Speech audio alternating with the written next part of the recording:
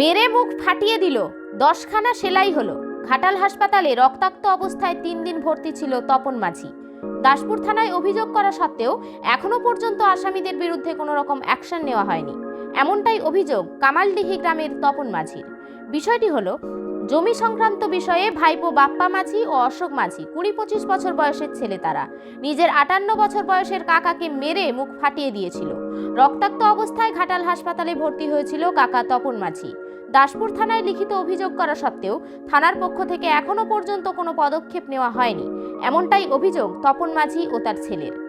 এখন প্রশ্ন হলো, দাসপুর থানা কি কোনো রকম রাজনৈতিক চাপে আছে, নাকি অন্য কোনো কারণে এই বিষয়টা চেপে রেখেছে? তপন মাঝি ও তার ছেলের অভিযোগ, আসামি বাপ্পা মাঝি ও অশোক মাঝি তারা ঘুরিয়ে তপন মাঝির দিকেই হুমকি দিচ্ছে, ভয় দেখাচ্ছে যে তোরা আমাদের কিছু করতে পারবি না, পুলিশ আমাদের হাতে। প্রশ্ন হলো, এটা কিভাবে সম্ভব? এত সাহস পায় কোথা থেকে? পুলিশ প্রশাসনই বা চুপ কেন? তপন মাঝি ও তার ছেলে কি বলছে শুনুন। আপনারা দেখছেন বাংলার আওয়াজ। রিপোর্টে নকিবুল ইসলাম, সত্যের সাথে মিথ্যার বিরুদ্ধে। আপনাকেই মারধর হয়েছিল?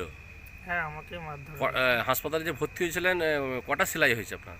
8-10টা মতো সেলাই আছে নাকে, মুখে, ঠোঁটের ভিতরে, নাকের ভিতরে। কে মেরেছিল কে আপনাকে, সত্যি করে বলবেন? অশোক বাপ্পা ওদের কি টাইটেল কি? মাঝি।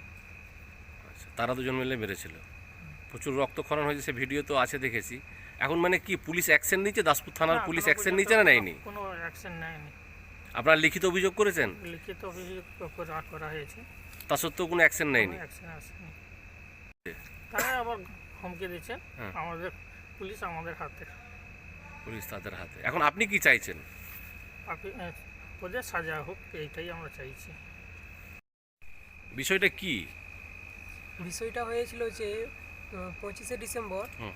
25শে ডিসেম্বর রাত্রে আমার বাবাকে জমির বিষয়ে খুবই মারধর করে, কারা? এবং আমার কাকার ছেলেরা, কি নাম তাদের? পাপ্পা মাঝি, অশোক মাঝি, অর্চন।